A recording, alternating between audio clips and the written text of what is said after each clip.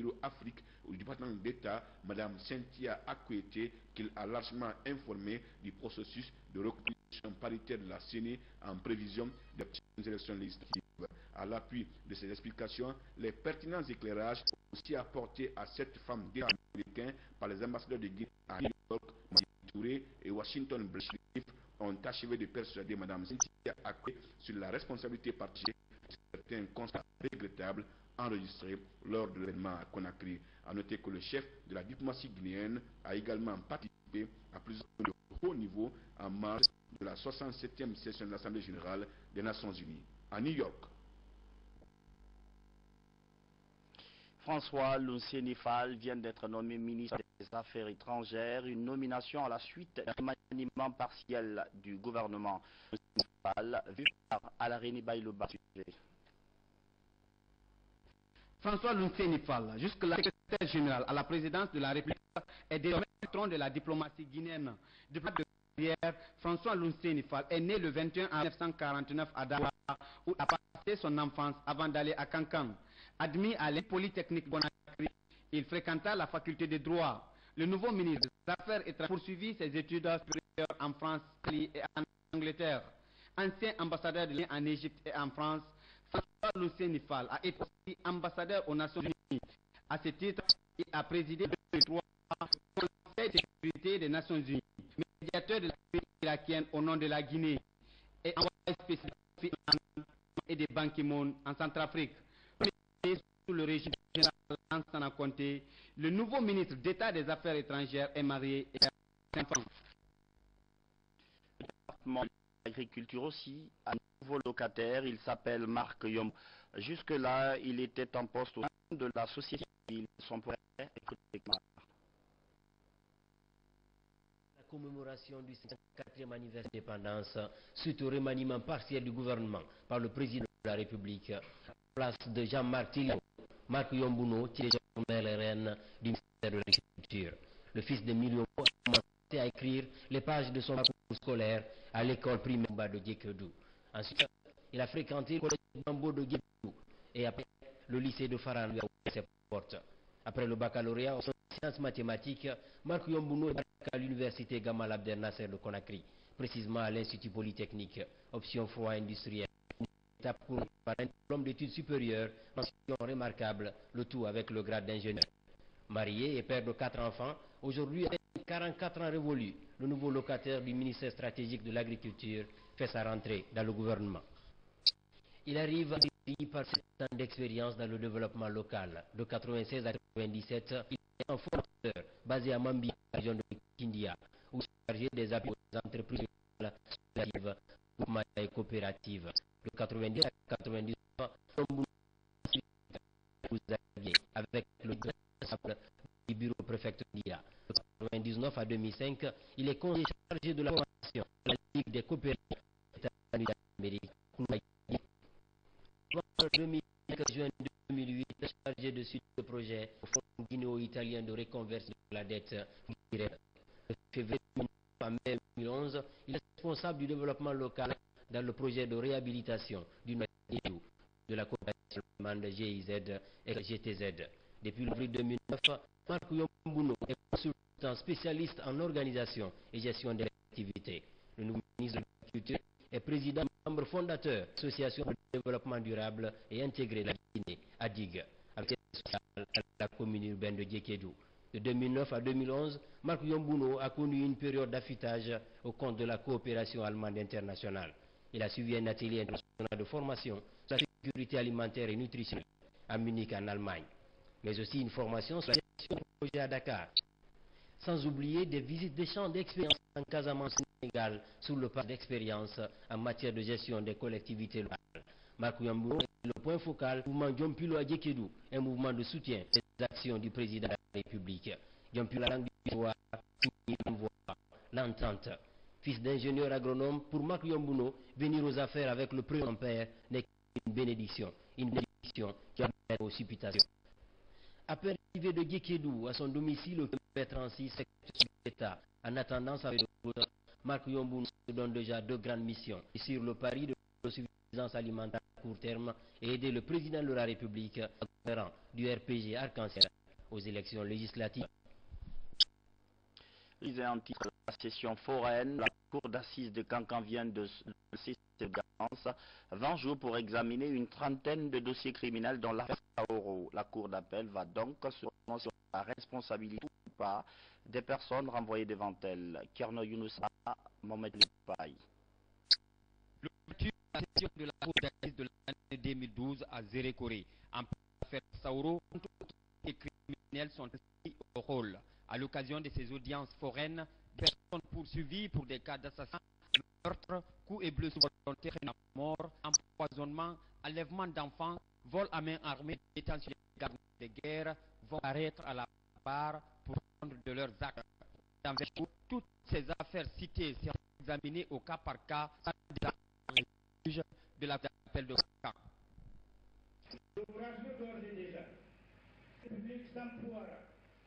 De manière à ce que les décisions servent de moyen de diversion aux éventuels candidats à la criminalité. Mieux vaut, dit-on, laisser 100 coupables impunis que de condamner un innocent. L'organisation et la tenue de ces audiences foraines de la cour d'assises est une occasion pour rappeler sa vocation qui est de juger des individus renvoyés devant elle pour des crimes commis contre les personnes et leurs biens. Force est de reconnaître que la criminalité dont les conséquences sont des pertes en vie humaine, les dégâts matériels et la perturbation de l'étude sociale sont l'une de ces remèdes. Un procès juste et équitable dans lequel le droit de la défense est garanti. Nos concitoyens attendent de nous une bonne justice. Pour y arriver, le magistrat doit s'armer de courage, de avoir une compétence professionnelle face aux risques humains et économiques et aux désordres sociaux. La finalité de la mission du magistrat est d'appliquer la loi et de dire le droit, car il est gardien des libertés fondamentales et la dignité de la personne humaine. Dans les jours à venir, tous les présumés criminels renvoyés devant la cour vont être interrogés en vue d'établir la responsabilité des uns et autres. Dans l'actualité nationale encore, la poursuite des travaux sur les chantiers quais. Dans son discours du 2 octobre, le chef de l'État, professeur Alpha Condé, avait promis en personne de veiller à la réalisation de tous ces travaux. Eh bien, ils se poursuivent selon les cas de notre reporter Kadi Touré. Quelques jours après la célébration du 54e anniversaire de l'indépendance de la Guinée, les regards sont désormais tournés vers les chantiers ouverts à cette occasion. Sur 30 chantiers, seulement 6 ont été au rendez-vous du 2 octobre. Dans la globalité, nous sommes à environ 47% de l'ensemble des infrastructures et nous sommes certains que nous serons dans les délais d'ici le 20 décembre, puisque dans le programme que nous avons établi, la plupart des chantiers finissent le 30 octobre, soit environ 50%, et enfin, 65%, et les autres doivent pouvoir finir au plus tard le 30 novembre. Parmi les chantiers inachevés figure l'hôtel 3 étoiles, financé par la Caisse nationale de sécurité sociale. Cet édifice comporte notamment 43 chambres, 6 suites, une salle de conférence pour un coût total de plus de 18 milliards de francs. Dans le cadre de la politique prônée par le gouvernement de la modernisation des villes intérieures, la Caisse de sécurité sociale a, dans le but d'accompagner le gouvernement, a initié un projet qui a été conçu par un bureau d'études qu'on appelle CADEC-GIEC. Nous vous dirons que le chronogramme de financement a été respecté par la Caisse à 100%. Le retard accusé pour l'achèvement des travaux serait dû en grande partie à l'abondance de la pluie cette année. Nous avons eu quelques retards dû aux intempéries de la saison. Certaines étapes de la réalisation de la structure du bâtiment qui ont encore avec l'arrivée de fortes pluies. Ça a pu empêcher à ce qu'on atteigne vraiment le calendrier, le plan d'exécution que nous avons donné à la Caisse nationale de sécurité sociale. En second lieu également, nous sommes tombés sur une zone assez rocheuse. Pour faire la fouille, ça nous a pris assez de temps. Une fouille qui pouvait terminer un mois a pris vraiment assez de temps pour nous avant qu'on ne commence vraiment à faire... Oui, la CNR, par rapport au financement, s'est bien acquitté de ses obligations contractuelles du Dicopress jusqu'au jour d'aujourd'hui. Nous avons le financement qui se fait mois, nous faisons ce paiement. Et au jour d'aujourd'hui, nous ne reprochons rien à la Caisse nationale de sécurité sociale du point de vue financement des activités dans la réalisation de ce projet. De nos jours, tous les équipements de cet édifice sont déjà sur le site. Il s'agit entre autres de l'ascenseur, des meubles et du matériel sanitaire.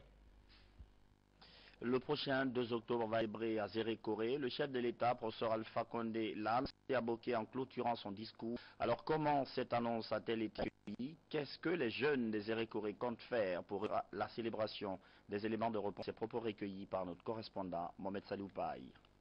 Un sentiment de satisfaction, mais aussi un sentiment de réconfort moral.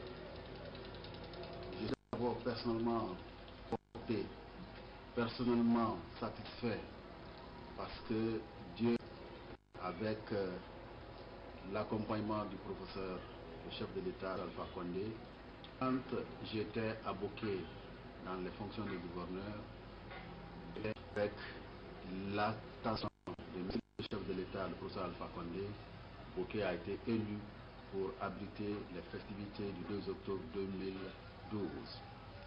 Je suis aujourd'hui à Zérékoré, grâce également au professeur Alpha Condé. Zérékoré est également élu pour abriter les festivités du 55e anniversaire de notre indépendance nationale. Donc, un sentiment de satisfaction et de fierté, mais aussi un sentiment de reconnaissance pour les populations de toute la région de la commune urbaine de Zérékoré. Le choix de Zérékoré comme deuxième de l'intérieur pour abriter les festivités de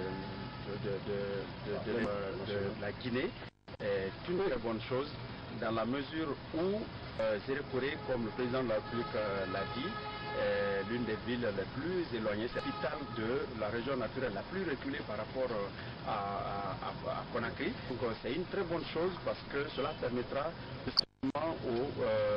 à l'arrêt de réaliser de projets d'envergure dans le domaine du développement économique. Et ça sera également aux ressortissants de la région de réaliser des projets d'envergure tant personnelle que collectif. Mon sentiment du choix de la festivité 2013 sur le République, le professeur Alpha Condé a choisi Zérékoré, le gouverneur de Zérékoré. Vraiment, on ne peut que, je suis de joie, on ne peut que le remercier et le féliciter et lui demander qu'il cherche la santé à accomplir. Seul le président de la République a bien choisi et il a bien pensé à Zérékoré. Il a bien pensé à nous, il a pensé à la forêt. Il est très reconnaissant. Je suis très ravi d'entendre ces nouvelles à la tribune la fois dernière. J'étais la première à danser parce que je sais ce que ça va passer à Zérékoré. Ça serait plus que Boké. On aura beaucoup d'infrastructures. On a aussi des travaux qui traînent depuis 1900, je ne sais comment. Éducation, la commission d'orientation des bacheliers vient de boucler sa tournée à l'intérieur du pays. 4 étapes, Kindia, Mamoun-Labé et Boké pour évaluer le déroulement de cette opération. Je rappelle que les orientations ont été lancées jeudi dernier. Et image à Ibrahim Souri, Ansad Bicham au commentaire. Suivez. À l'entame, la mission s'est rendue au centre universitaire de Foulaya, Kindia, où toutes les options sont représentées pour un effectif de 3656 bacheliers. Après un entretien édifiant avec les étudiants, ils ont mis le cap sur Mamou, siège de l'Institut supérieur de technologie. Nombre d'inscrits, 1009 bacheliers, tous profils confondus. Ici, la plupart des étudiants ont déjà rempli les fiches d'orientation en fonction de leurs préférences. Ils n'ont montrer comment faire les choix. Ma préférence, c'est génie informatique. Mais comme j'ai choisi les 5 options, je sais que peut-être je pourrais bien m'en sortir. Et le choix, c'était facile quand même. C'était un choix qui n'était pas facile parce qu'on était soumis à une longue liste. Donc, on était un peu ému pour le choix. J'ai choisi beaucoup. La référence quand même, c'est la langue anglaise. À l'AB, 1467 bacheliers sont appelés à faire leur choix selon leur profil de base. Parmi eux, Jacqueline, candidate en sciences sociales. Je veux faire les relations internationales. Ça ne marche pas. Je peux aussi faire le droit des affaires aussi. Le marathon s'est achevé à l'Institut supérieur des mines et de géologie de Boké. Avec un effectif de 1061 bacheliers, le centre de Boké avait presque bouclé les inscriptions. Et le constat est positif à en croire le chef de la mission d'évaluation. Le constat général, il est satisfaisant et nous avons vraiment eu raison d'effectuer la tournée. Depuis le jeudi jusqu'à aujourd'hui, nous sommes dans les centres de sélection. Dans l'ensemble, les enfants, ils ont adhéré à la démarche parce que le département de l'enseignement supérieur a pris les dispositions spéciales cette année en éditant des guides d'orientation gratuitement offerts à tous les candidats. Nous avons édité 30 000 guides. Vous avez eu à parler de choix impossible. Qu'est-ce que ça veut dire exactement? Un choix impossible, c'est supposer par exemple une filière qui ne recrute que 30 étudiants. Une telle filière ne prend que parmi les meilleurs. Ils ont même les meilleurs des meilleurs. Les centres de l'intérieur du pays, seul Kindia renferme le profil arabe expérimental. La centralisation des inscriptions reste désormais le principal défi de la commission de sélection et d'orientation des nouveaux bacheliers. Le chef d'état-major général des armées d'une visite de travail à l'intérieur du pays durant 15 jours. Le man Kelefa Diallo a sillonné toutes les régions militaires, bataillons et compagnies. À l'Abbé et Kindia, le chef d'état-major général des armées a annoncé l'ouverture d'un tribunal militaire. Commandant Mamadou Malal Diallo, suivez. C'est par la portion centrale de la deuxième région militaire de l'Abbé que le chef d'état-major général des armées a entamé sa visite de travail à Moine-Guinée. Tout comme en Basse-Guinée, la règle a été respectée. Le général Suleiman Kelefa Diallo est allé dans les positions les plus reculées pour porter le message, notamment à Bundufourdo à la frontière guinéo-sénégalaise, en passant par Koundara, Sambailo, jusqu'à à la frontière de Guinée-Bissau, Gawal, Boké, Kamsar, Fria, Forekaria et Pamlap.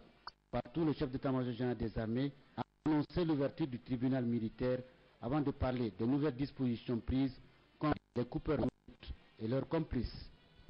La justice militaire est désormais ouverte.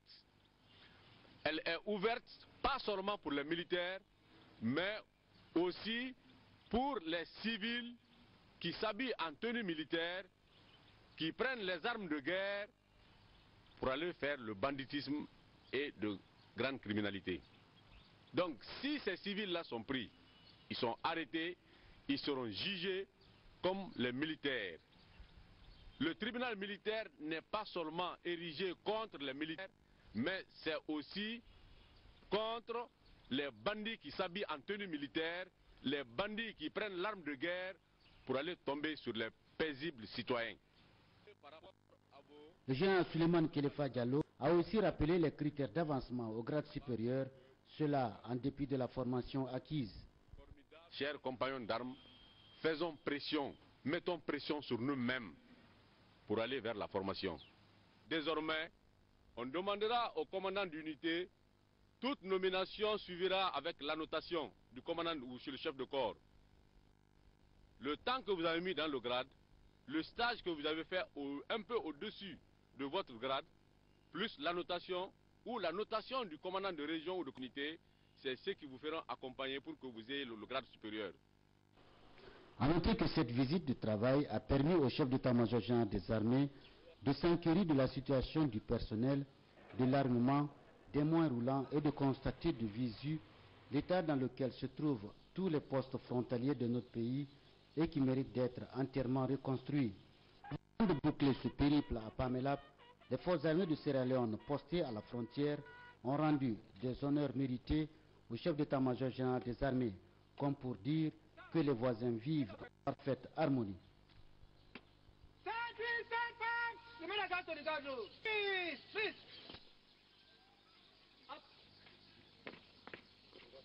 Politique, avec ses nouvelles adhésions au sein du RPG Arc-en-Ciel, ce sont les femmes leaders de Matoto et l'association des jumeaux de Conakry qui ont rejoint le parti.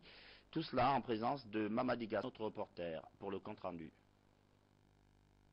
C'est dans la joie que les militants du RPG ont accueilli cette trentaine de femmes leaders de la commune de Matoto, venues exprimer son adhésion aux idéaux du parti.